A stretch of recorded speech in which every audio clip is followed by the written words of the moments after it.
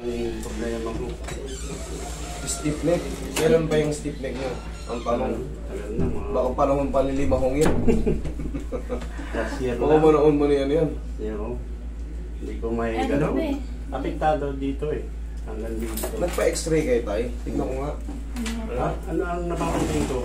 Pagka gumaganyan, lalo may nagka-crunchy. Yung parang... Ganito yan. Sa inyo lahat mga trim. Ang stiff neck kasi, 4 to 5 days lang yan. Lumilipas na. Pero pagka ikaw isang taon na, ang tigas. Ano na yan? Maaaring iba na yan. Maaaring radiculopathy. May mga ganyan, atrophy.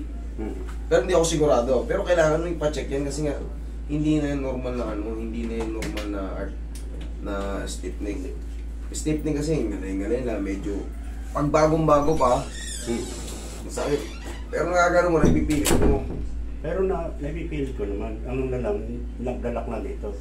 Yan Hindi nga mapilit oh. Kung buong-buo. Oo. Yan ang sinasabi ko. Kailangan ko tayo. Oo. Ma-pa-x-ray nyo to. O kaya, mas maganda MRI. Kasi ito, protrude yun dito yung tatay.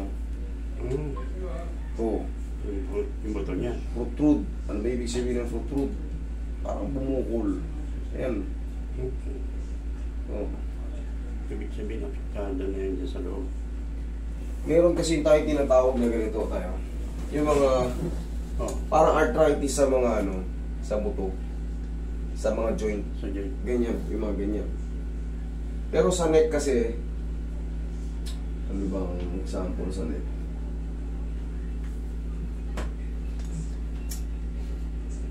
Wala yung ano eh, pouch.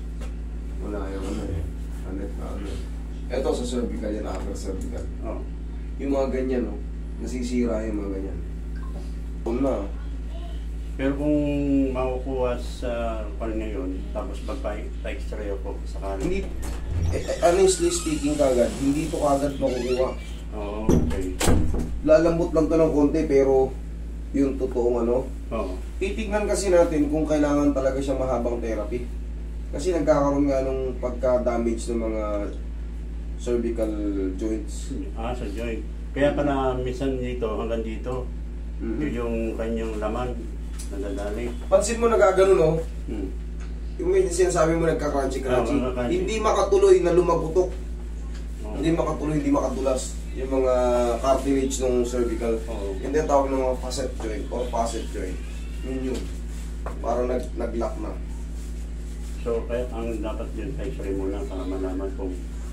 I-treatment ko kayo tapos pa-x-ray nyo. Okay? Apektado rin kasi ito. Minsan ito naglalako. Tayo dito po yan. Lahat sa cervical pag ganun. Sama-sama na lang. Namamanid yan. Paano? Ito. Ito lang, portion ito. Hindi yan connected dyan sa leg. Connected dyan sa lumbar naman. Sa lumbar.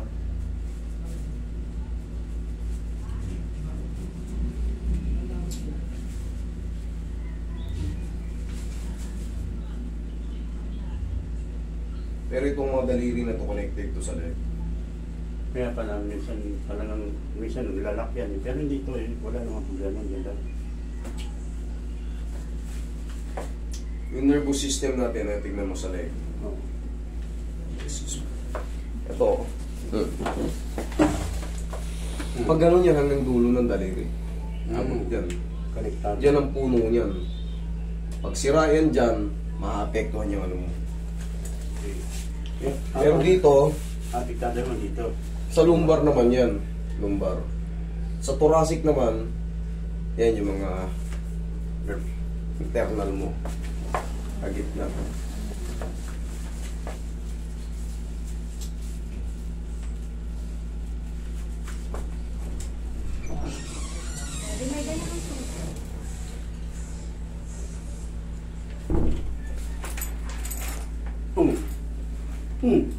Yan, tumulo yung tulo.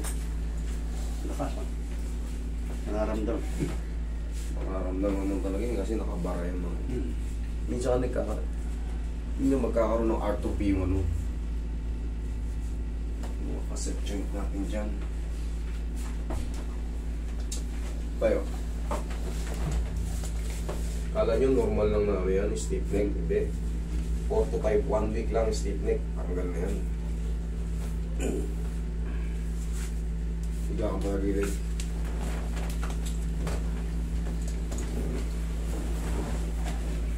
Busog ka rito tayo, makamalaglag ka rin yan. Sa tuhod. Tuhod, check mo na rin mamaya. Pag tihaya mo. Relax lang tayo ha. Lambutan mo ng katawan mo. Relax lang. Kabilang side. Pati ang buong back mo, ang tigas na rin pala eh. Yan na nga eh. Hindi na siya pangkaraniwan kasi yung iba, Oo. pag ginanyan ko, Nga lang. Naapektuhan na. pero saan kayo nakatira? Laguna San Pedro. San Pedro, Laguna? Oo. Ayan, meron pala kayo dyan sa Laguna kayo sakto. Sa Laguna kasi nandyan yung mga hot spring. Ah, okay. Kalamba. Magbabad-babad kayo sa hot spring. Sa ano ba to? Kalamba. Kalamba. Ano nga yung mga post natin? Diyan sa ano, Laguna pala kayo. Pag wala kayong magawa, takbo kayo ron sa spring, mag-ano lang kayo ron. Mga ilang oras. Kahit ilang oras. Pero huwag naman yung talagang hanggang gabi. Pansol sa pansol. Yan, maganda kasi ano yan. May self-healing yung ano na yan. Makapangyarihan yan. Palalambutin nyo yung katawan nyo dyan. Relax lang. Kasi pa. Tigas oh. Ihaya ka tayo. Aling tuhod ang sumasakit sa'yo? Yan. Kaliwat kanan? Oo. Right.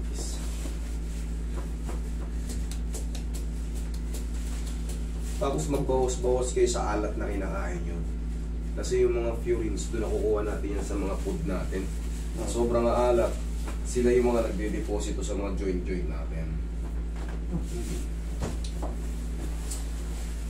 Buong likod pala niya, hindi pala leg. Buong spine pala. Buong spine pala ang Ang spine nangyari.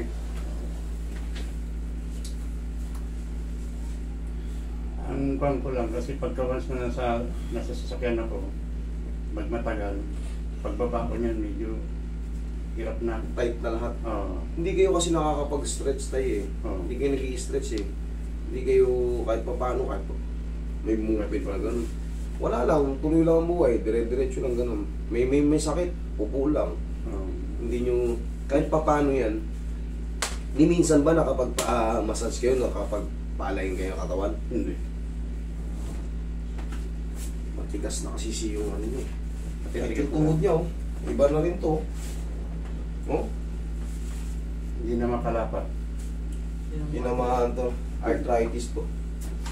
Lahat ng joint tinatamaan ng arthritis. Oo. Sa inyo, hindi to pang karaniwang ano. Kala ko mga ano lang sa inyo eh. Ano sa tingin mo mas maganda? Magbabad kayo sa ano, Sa palalamputin kayo ng pusa ron.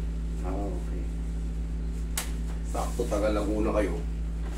Kahit pa paano, malapit-lapit kayo sa ano, sa hot spring. Lubog lang kayo dyan.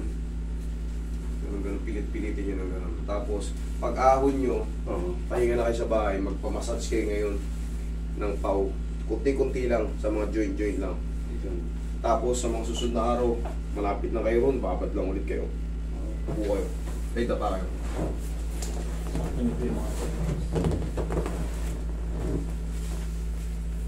Arthritis to. So yun, nararamdaman yun. Tigas na lahat eh. Malakas ba kayo sa ano? Yeah. Sa alat? Yung timpla nyo? Medyo. Medyo. Oh? Yung spine niya kasi pag nakapa mo, ibang klase mo. Talagang Buko na bukol.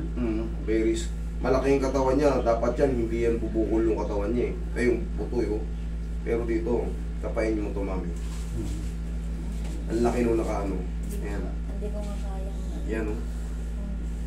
Yung anak ko nga rin isa eh. Kapain mo sa akin oh. Diretso lang ako. Oo, ito mo. Ganyan, laki, di ba?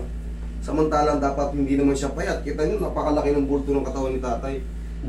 Pero, naka-fruit-root. Ibig sabihin may problema. Meron sa taga ng mag-drive eh. driving, no? Ngayon, bumalik sa bicycle. Kulang to sa ano, kulang to sa mga stretching noon. Kailangan kasi, tandaan nyo, ganun may required yan. Yung umaga. Oo, squeeze yung katawan nyo.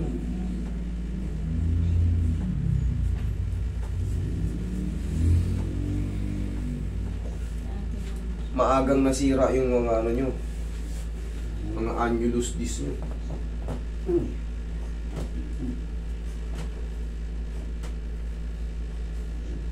Very strong. Hoy, palambutin mo nga tuloy.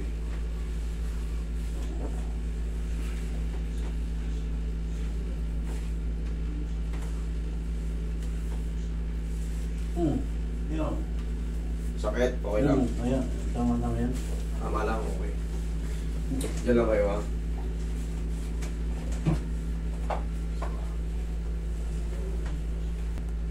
Yan yung direct to the brain. Ang puno niyan, brain. Yan yung mga nasa spine. Ngayon, pag nasira kasi, ito.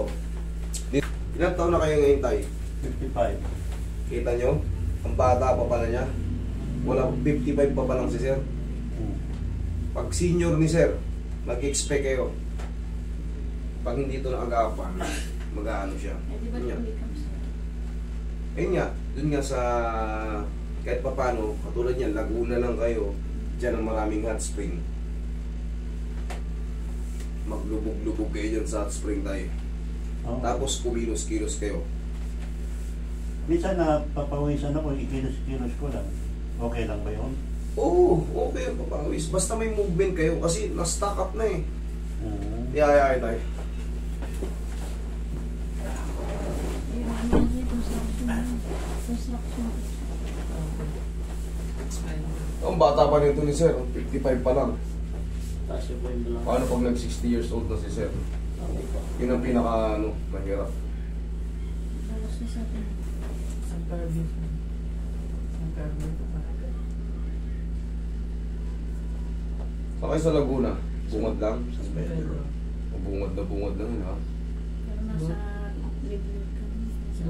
dulo po lang namin. Oo. Papasok. Inhale. Exhale. Pero ang mahalaga, dyan lang kayo sa Laguna. Hindi na kayo tatawid ng iba pang probinsya. Dyan lang muna kayo tayo. Diba tayo nasa ano kayo? Oo. Sabi natin nakalublog kayo sa ano? Sa spring. Sa spring hanggang dito. Oo. Tapit lang kayo dyan sa ano? Ganun kayo. Parang, ikot-ikot ko lang yung leg ko. Kailangan talaga yun. Kailangan yan, makalag yung mga tightness ng ano, mga facet joint nyo dyan. Yun ang nangyayari dyan. Nangangasira yung mga ano nyo. Yun to. Okay, upo ka. Nagkakaroon ng degenerative change. Tingnan mo, buo. Hindi lang leg, buo yan. Yan o, nagkakaroon ng ganito.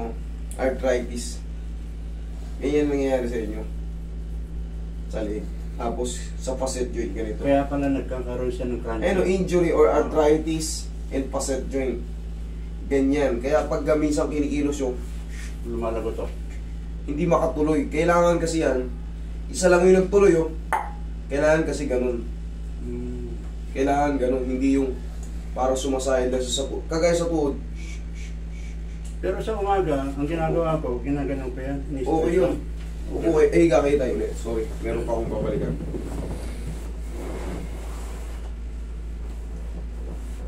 Okay lang ba yan pag nag-shower ka nung mainit-init?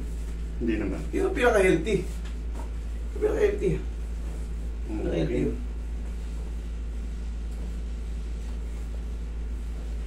Kumpirmado kasing arthritis to kasi ito sa tuhod nyo. Parehas, ang tigas. Hindi siya ano. Hindi siya normal. Oo, hindi siya normal. Kaya pala yung pati mga ano nyo, mga daliri nyo, severe arthritis pala kayo. Talaga may edad na talaga. Magbawas-bawas lang kayo ng ano, sa alat.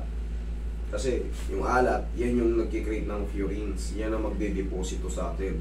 Sa mga joint-joint natin, pipi. Pagka masyadong maalat yung mataas ka agad. So parang lumabas din dito. Kapag ganun kayo, Ito. Parang lumabas yung ano ko. ayan, tignan mo, tinulak na rin pala hanggang dito mo. Oo. Kaya pa nagtaka ko bakit lumabas na ito.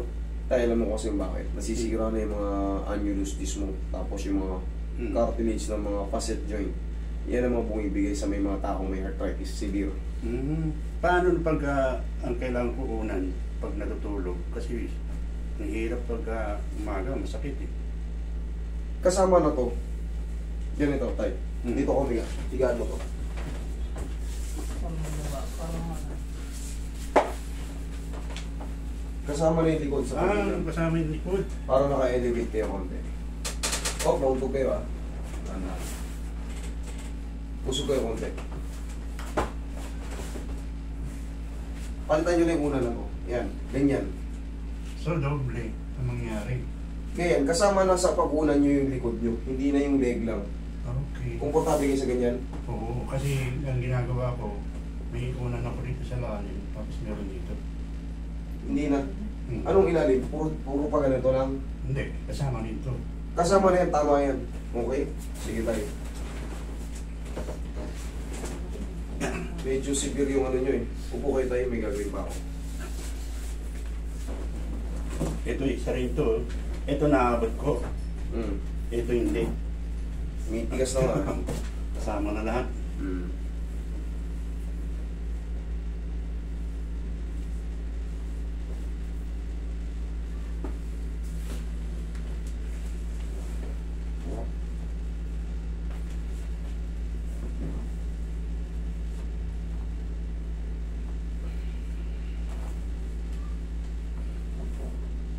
Yun. Ay, medyo maluwag na.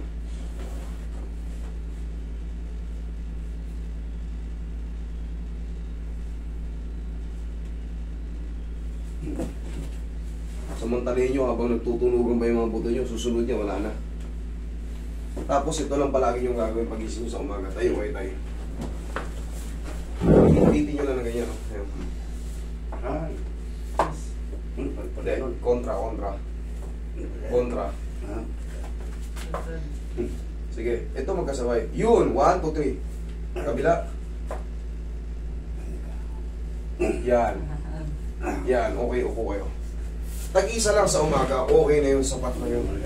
Ang mahalaga, may movement siya kasi darating ang panahon, pati ang balakang nyo, hindi mo na may squeeze yung buong-buo na kayo. Lingon ka rito.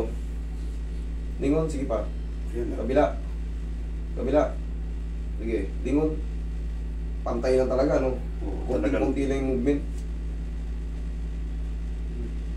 Ayun, ganun lang. Nakalak, no? Oo. Tay, sa tulong ng ano nga, eto tay, kasi wala kayong ano eh, x-ray, pa-x-ray nyo o kaya magpa-medical, magpa-check kayo ng ano, sa ortho, para malaman natin. Tapos yun nga, pansamantala, magbabad-babad muna kayo sa ano, ha? Total, Laguna nga kayo, malapit-lapit kayo dyan. Yan po muna ang ano, magiging advice ko. Pansamantala, giginhawa yung pakiramdam nyo, pero sa tutusin, konti lang yung may tutulong ko pa talaga pansamantala ngayon. Kasi ano siya eh, hapit na hapit. Mga ilang days kaya bago magkaano ka kung kunyari.